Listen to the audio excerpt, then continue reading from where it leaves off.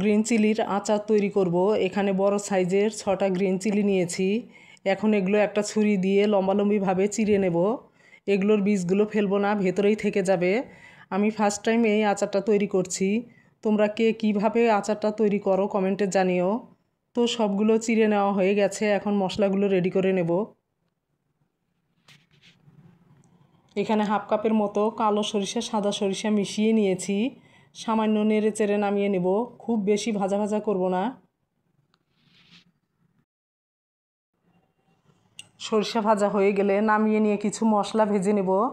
1 table চামচ গোটা মৌরি, 1 টেবিল চামচ গোটা ধনিয়া, 1 চা চামচ সাদা জিরা, সামান্য মেথি। মেথি বেশি দেব না, তিতো হয়ে যাবে।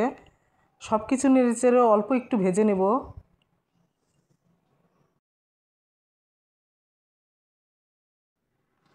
এই মশলাগুলো নামিয়ে 4-5টা শুকনো মরিচ আর 2টা তেজপাতা ছোট ছোট করে চিড়ে ভেজে নামিয়ে নেব।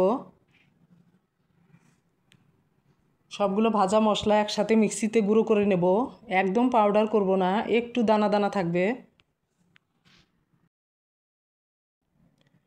এখন এই মশলার গুঁড়োতে দিয়ে দেব হাফ চামচের কম হলুদের গুঁড়া, পরিমাণ মতো লবণ, কালারের জন্য হাফ চামচ Kashmiri red chilli powder, half চামচ চিনি, সামান্য দিয়ে দেব হিং।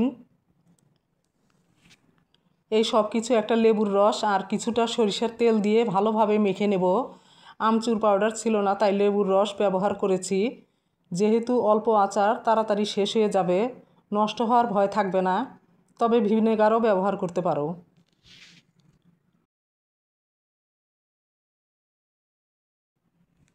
মশলাগুলো ভালোভাবে মেখে নিয়েছি। এখন একটা একটা করে গ্রিন চিলির ভেতরে কিছুটা মশলা নিয়ে হাত দিয়ে চেপে চেপে দিয়ে দেব।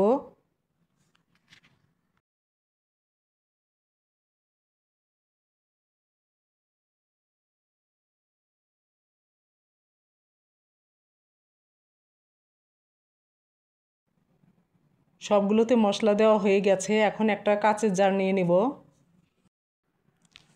কাচের জারে একটা একটা করে বসিয়ে সরিষার তেল দিয়ে দেব। এমনভাবে দেব যাতে করে গ্রিন চিলিগুলো তেলের মধ্যে ডুবে থাকে, সেই পরিমাণ তেলই দিয়ে দেব। মাঝে মাঝে এই আচারগুলো জারের ঢাকনা খুলে রোদে দিলে ভালো হয়।